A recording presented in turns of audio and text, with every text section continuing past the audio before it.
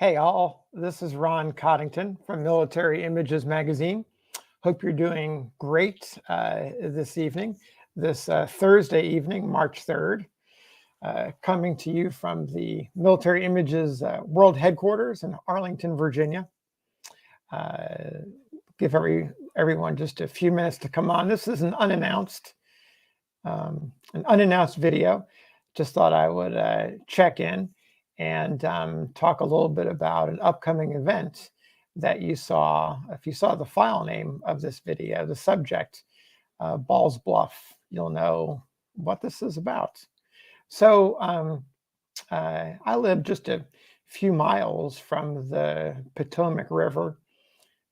On any given day, I'll drive across it and not really give it much of a thought. Just get in the car or on my bicycle and cross the river. Sometimes I'll look over the bridge and notice the water, but it's part of the fixture, part of the landscape.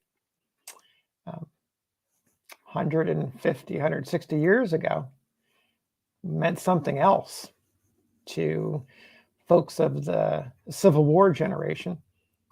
Potomac River was something of a dividing line. Now, granted, it's slightly south of the Mason-Dixon line, which heads across the Pennsylvania-Maryland border. But in some ways, Potomac River is sort of a bigger landmark, a bigger crossing. Think about General Lee and his Army of Northern Virginia. You know, when they crossed the Potomac River, they did so with a certain intention. So it's an important river. Now, you can argue that it's one of the most important rivers in the Civil War. We can talk about that. You can certainly discuss the Mississippi River. Look at the James River, the Rappahannock River, all those rivers between the Mississippi and the rivers in Virginia. But the Potomac has its share of important qualities to it, its geographic location, its dividing line, how it bisected the north and south and the eastern part of the country, the Eastern Theater. So if we go back to 1861, to the fall of 1861, to autumn of 1861, the leaves were probably just about to start falling off of the trees. If it's anything like today, around Halloween is when you begin to see the leaves fall. So in late October, you had that crisp weather coming in. Summer in Washington is definitely mostly past. The hot weather was gone and the colder weather was moving in with the occasional warm days. And if you go about, 40 miles or so north and west of Washington, you're going to get to which was then a small village up along the Potomac called Leesburg. I'm sure some of you know that place. Leesburg in October of 1861 was, well, as it is today in Northern Virginia. There's a lot of activity going on there. The war was in its first months, a lot of uncertainty. First Manassas, however you prefer to call it, had taken place a few months before, and it proved to a lot of folks that the war that everyone thought was going to be of short duration was not going to be that. It was going to be something that lasted a lot longer. And that Confederate triumph at Bull Run, first Bull Run in July of 1861, certainly had momentum going for the newly formed Confederate States of America. And the United States was in a bit of trouble.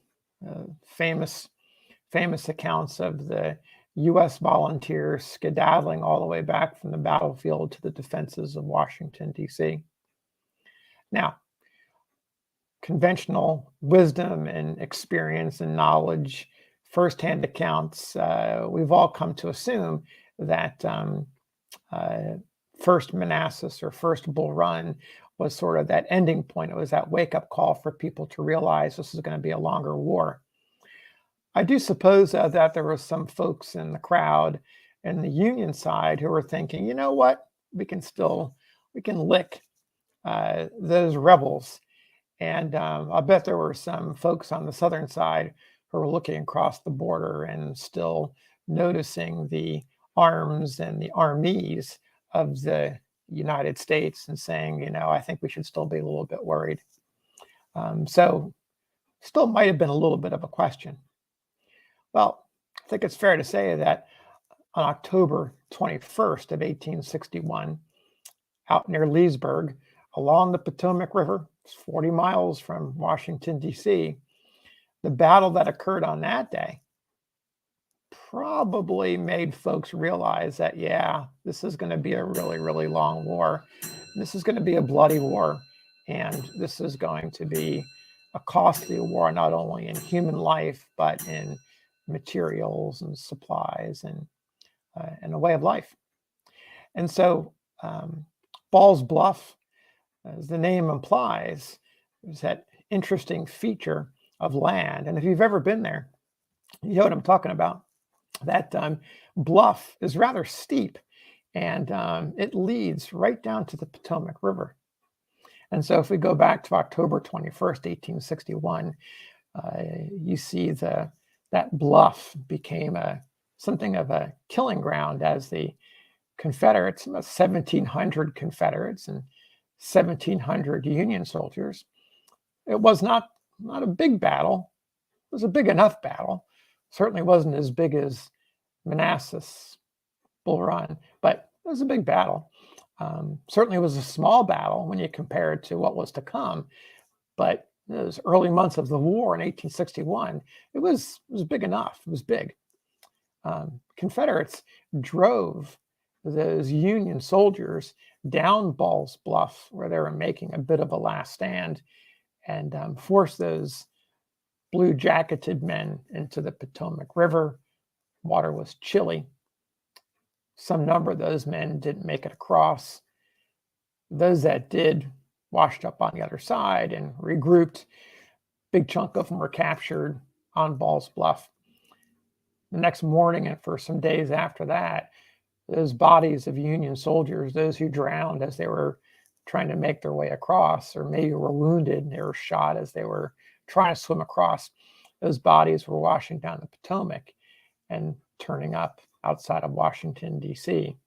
And if that wasn't a specter of what was to come, I don't know what was, seeing the body of a soldier washing down towards the Capitol. So Ball's Bluff is a pretty important place in the history of the Eastern theater of the Civil War, and you might argue in the history of the country. Of course, the Union side was pretty upset by all of this and launched a congressional inquiry, cashiered a general, made some other changes in the Army command.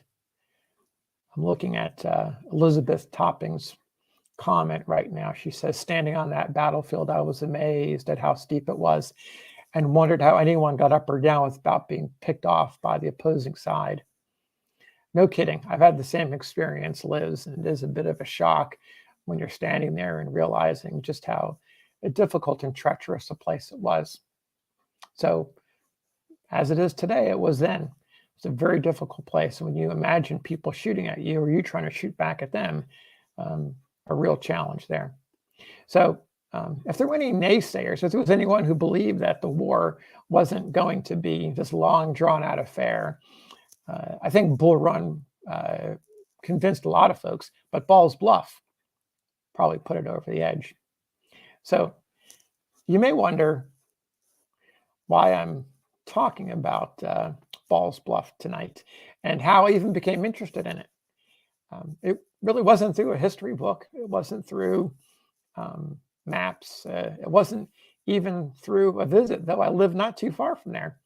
The way I became interested in the Battle of Ball's Bluff was through a Civil War collector of uniforms and photos. His name is Ken Fleming, and ran to Ken at one of the Civil War shows, we got to talking. We have a couple things in common. And during one of the visits, he talked to me about Ball's Bluff and told me about how the battlefield was of particular interest to him, and how he had been collecting Civil War photographs of men who were actually in the battle, had participated in the battle. So, fair to say, I became a little bit more interested in what he had to say.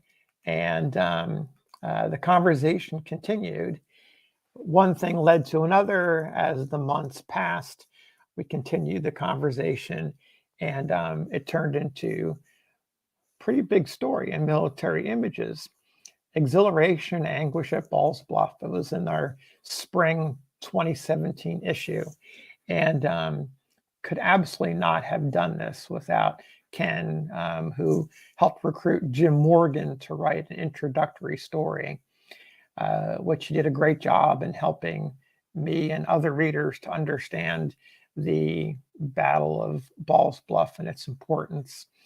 And then we did a gallery based largely on Ken's collection about faces of Ball's Bluff, able to tap into Ken's amazing collection and collections of others to pull together. I can't remember. It's been 5 years since we've done this piece. I don't remember the number. I'd have to count up the number of images that we used of Confederate and Union soldiers. But it was fair to say it was a representative number. We got to tell their harrowing stories of some who made it, some who didn't, and give a sense of what the battle was like from the perspective of those who were in it, those who were on the ground level, those, as Liz Topping said, standing down there on the banks of the Potomac and looking up the bluff, or up on the bluff looking down. So Ken really got me interested, and I think it speaks to the power of photography, of Civil War photography, to be able to help really take you there. And when you see the face of someone and read their story, you really get a sense of what the battle was all about, and the humanity that's involved. So that's the Ball's Bluff connection through Ken. And so the reason that it's coming up now is because a week and a couple of days, on March 12th, we're going to have a guided tour of Ball's Bluff. We're going to be meeting out at Leesburg, and I got a 2-hour tour planned, March 12th. That's a Saturday, from 2 to 4 p.m. And so if you're going to be in Northern Virginia on that day, I encourage you strongly, go over to our Facebook events page. I've got the link here in the description field. Sign up so we know that you're interested in coming. Sign up so that we know you're going to attend. It would really help us, because we have a great battlefield guide who's a volunteer. He's been studying the battle. He knows it from head to toe. He's going to take us on the tour. And so it'd be good for him to know how many folks are showing up. I'll also have copies of the story that Ken inspired through his collection and others. I'll be handing those out so you can have something to take home. March 12th, the reason we're having it on that day is it's the weekend of the DC photo show. And for those of you who have missed the announcements on Facebook and Twitter and YouTube and elsewhere, the show is on March 13th, Sunday morning. And it's going to be held at the Dulles Airport Marriott. You can go check out Facebook or elsewhere and get information about that. It's a DC photo show. And we'll have, I think, approximately 30 tables there. This is in conjunction with Doug York of Civil War Faces, the Facebook page. And not only that, we're going to have some speakers on Saturday evening. So we'll have the Ball's Bluff event in the afternoon, from 2 to 4. That's Saturday afternoon, March 12th. And then the evening, I think beginning at 6:30, we're going to have a couple speakers. I'm also going to I'm going to do a reveal of the spring issue. The cover has been under wraps and top secret. So we're going to be sharing you what we believe is an unpublished photograph. You'll see that on the cover. So that might be a bit of an enticement for you to come and listen to the speakers on Saturday night. And then Sunday, we're going to have the big show itself. Show starts at 8:30. And then I believe 8:30 is you can pay, I think, $25, and then 10 o'clock it's $7 to get into the show. And there's going to be a lot of Civil War photographs. There's going to be a lot of other photographs, daguerreotypes, ambrotypes, tintypes, military, civilian, paper. You'll have albumins, cartes de visite, cabinet cards. There's going to be, in addition to the Civil War group of dealers, there's an additional group of photo dealers who are going to have representing the 19th century and civilian and military photographs. So come and check it out. I hope that you can make all 3 events connected to the weekend. So again, if you're interested in the Balls Bluff tour, and I really hope you are, I think it would be wonderful for the folks, all volunteers who operate the Balls Bluff site, for some of us to show up and show them our support. So I hope I can count on you. If you live in the area and want to get out, stretch your legs and see a little bit of the sights, I hope you'll join us. If you're here for the show, I hope you'll take a little bit of time this afternoon, rather than sit in a hotel room or whatever you're going to do. Come out and hang out with some of your pards who are interested in the Civil War. We can talk about Balls Bluff. We can talk about collecting. And then, of course, the rest of the evening and then the next day will be great fun too. So thanks for tuning in. I should also mention this video is being simulcast on Facebook and Twitter and YouTube. You'll find the archive version. Probably easiest place to find it is on our YouTube channel. So go to YouTube, type in military images. While you're there, you can follow our channel and like this video, and I'd appreciate it. So have a great evening. Thanks for listening. We'll talk to you soon. Bye.